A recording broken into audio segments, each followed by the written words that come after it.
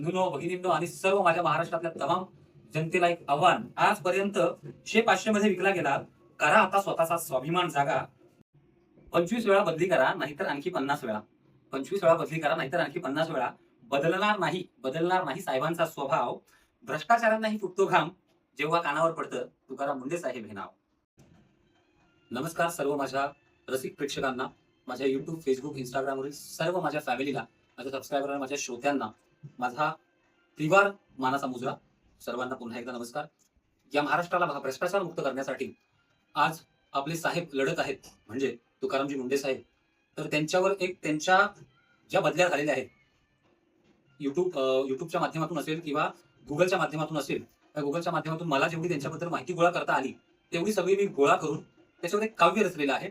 तर ते काव्य मी तुमच्यासमोर एक 4 ओळी तर करतो. तुम्हाला जर आवडलं तर आपल्या ह्या साहेबांचं कार्य घराघरात आणि अख्ख्या महाराष्ट्रभर पोचवा. थोड्याशा झोमण्यासारख्या ओळी पण आहेत त्याच्यात, पण हरकत नाही. मी बिनधास्तपणे बोलतोय. आपलं सहकार्य आणि प्रतिसाद हा माझ्या पाठीशी आहे, हीच मी इच्छा, अपेक्षा, आशा मनात बाळगतो.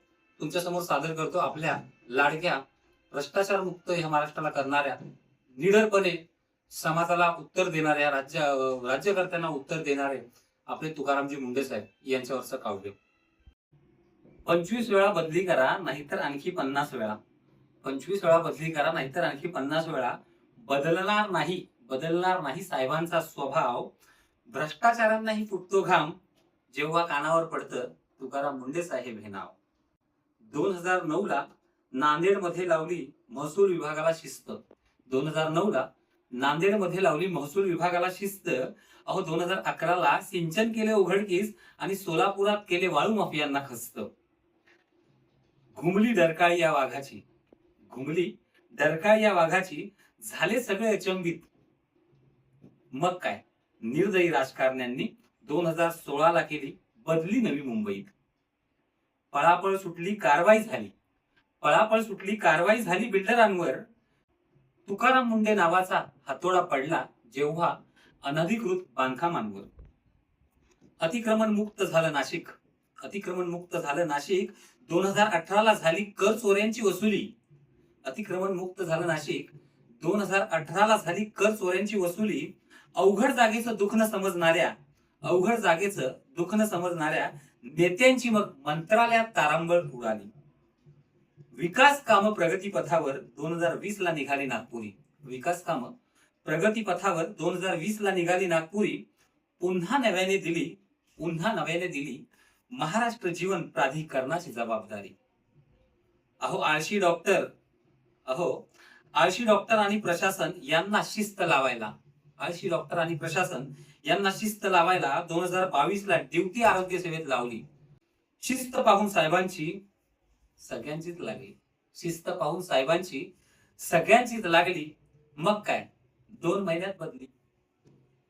2023 ते 25 पशुसंवर्धन, मराठी भाषा विभाग, असंघटित कामगार, दिव्यांग कल्याण असे अनेक प्रशासकीय विभाग साहेबांनी हलवले. सत्ताधारी असो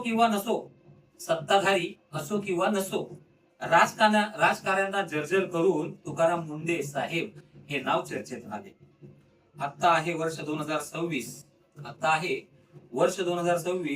शंका आहे अशी, ठरवले असेल का हो या राजकारण्यांनी काढू या अधिकाऱ्याचा किस. पण तुकाराम मुंडे नावाचं वादळ कधी थांबणार नाही. कारण साहेबांना भ्रष्ट कारभार कधी जमणार नाही. आजपर्यंत 100-500 मध्ये विकला गेला. करा आता स्वतःचा स्वाभिमान जागा. बंधूंनो, भगिनींनो आणि सर्व माझ्या महाराष्ट्रातल्या तमाम जनतेला एक आव्हान. आजपर्यंत 100-500 मध्ये विकला गेला. करा आता स्वतःचा स्वाभिमान जागा. भ्रष्टाचार मुक्त महाराष्ट्र करण्यासाठी फक्त साहेबांच्या आदेशाप्रमाणे वागा. धन्यवाद. आवडली असेल तर लाईक, शेअर, कमेंट नाही केले तरी चालेल, पण महाराष्ट्रातल्या प्रत्येक घराघरापर्यंत साहेबांचं कर्तृत्व गेलं पाहिजे, जेणेकरून प्रत्येक अधिकाऱ्याला त्याची जाण होईल आणि प्रत्येक अधिकारी हा साहेबांसारखा वागेल आणि जर का तसं झालं तर महाराष्ट्र हा भ्रष्टाचार मुक्त आणि भेसळमुक्त व्हायला वेळ लागणार नाही. धन्यवाद.